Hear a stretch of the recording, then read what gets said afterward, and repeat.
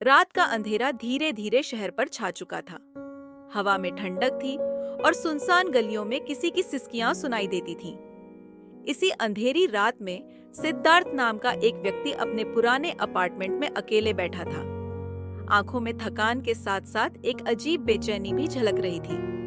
उसे एहसास था कि अतीत की परछाइयां फिर से दस्तक देने को हैं। ठंडी हवा के बीच अचानक दरवाजे पर हल्की हल्की खटखट सुनाई दी। सिद्धार्थ ने सोचा, किसी की दस्तक? इतने सन्नाटे में कौन आ सकता है? धीरे धीरे उसने दरवाजा खोला। सामने कुछ भी नजर नहीं आया, परंतु फर्श पर एक पुराना लिफाफा पड़ा था। लिफाफे पर हल्के से धूल जमा थी, मानो यह बहुत समय से वहीं पड़ा हो। उसने लिफाफा खोला तो उसमें एक पुरानी तस्वीर और एक चिट्ठी मिली। तस्वीर में सिद्धार्थ अपने बचपन के दिनों में अपने प्रिय मित्र अर्जुन के साथ मुस्कुराते हुए दिखाई दे रहे थे। चिट्ठी में एक संक्षिप्त संदेश लिखा था, अतीत की परछाई कभी दूर नहीं जाती, अपने सच का सामना करो। यह संदेश पढ़ते ही सिद्धार्थ के मन में कई सवाल उठने लगे। वह अपने बचपन और अर्जुन के बारे में सोचने लगा, जिसकी अचानक से गुमशुदगी ने उसके जीवन में एक अधूरापन छोड़ दिया था। अर्जुन की गायबगिरी का रहस्य सदियों पुराना नहीं था, बल्कि कुछ साल पहले का ही मामला था। सिद्धार्थ ने कई बार इस बारे में सोचा था कि शायद कुछ राज छुपे हैं, जिन्हें उजागर करना जरूरी है। अब यह अनाम संदेश उसे उसी गहराई में ले गया था, जहां उसे लगता था कि उसने अपने अंदर छुपे कुछ दर्दनाक सच्चाइयों को दबा दिया है।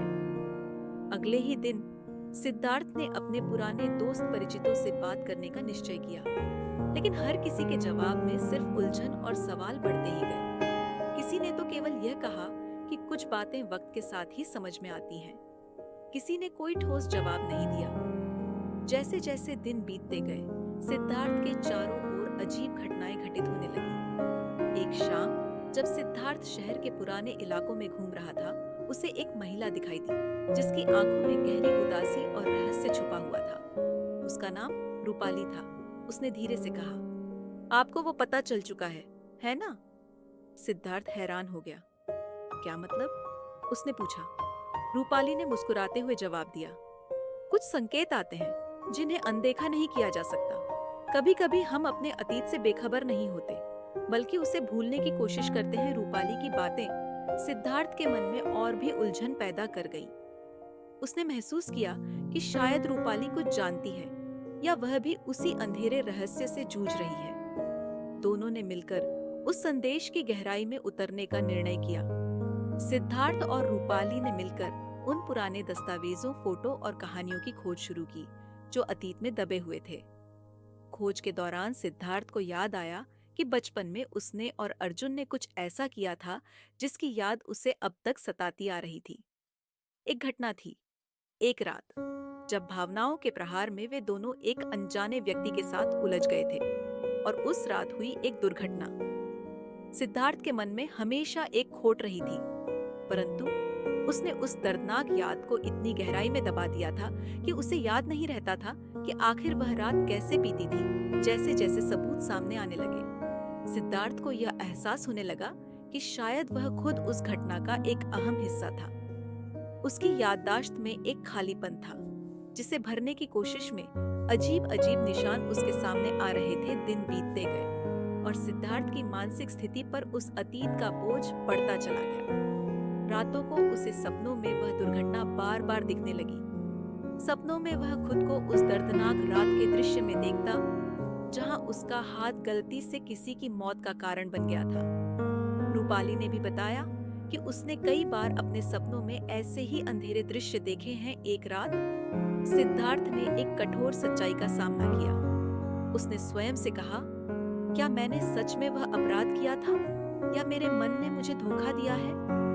अपने मन की गहराइयों में उतरते हुए उसने पाया कि वह दर्दनाक घटना उसके अंदर दबे हुए अपराध बोध का हिस्सा थी। उसकी याददाश्त ने उस रात के सच्चे पहलुओं को इतने गहराई से छुपा रखा था कि उसे खुद भी समझ नहीं आता था कि आखिर हुआ क्या था। तभी एक दिन अचानक सिद्धार्थ को एक और चिट्ठी मिली। इस बार संदेश और भी स्पष्ट था, अंधेरे से भागना नहीं, उसका सामना करना सीखो। सच्चाई ही मुक्ति का मार्ग है। यह संदेश उसके लिए एक चेतावनी बन गया।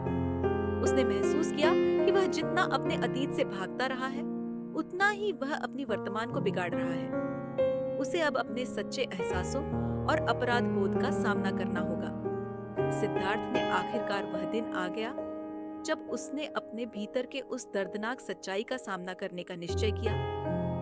उसने उन सभी दस्तावेजों, तस्वीरों और पुरानी यादों को एक बार फिर से देखा और हर एक टुकड़े ने उसे उसकी भूल भुलैया से बाहर निकालने का काम किया।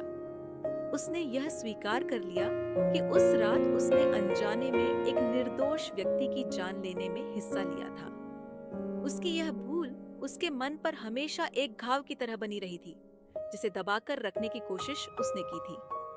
रूपाली, जो उसकी इस यात्रा की साथी बनकर आई थी, असल में उसकी ही चेतना की एक प्रतिबिंब थी। एक ऐसा चेहरा जिसने उसे अपने सच्चे अपराध बोध का सामना करने में मदद की। सिद्धार्थ ने धीरे धीरे अपनी मनोदशा को स्वीकार करना शुरू किया। उसने यह महसूस किया कि अतीत की परछाइयां भले ही उसके पीछे रह जाएं, पर जब तक वह उनका सामना नहीं करेगा, वे उसकी वर्तमान और भविष्य में बाधा बनकर रह जाएंगी। उसने उस दर्दनाक रात की कहानी को अपने उस दिन के बाद सिद्धार्थ ने अपनी जिंदगी को नए सिरे से जीना शुरू किया। उसने अपने अतीत की परछाइयों का सामना किया और उनसे मुक्ति पाने का रास्ता खोज निकाला।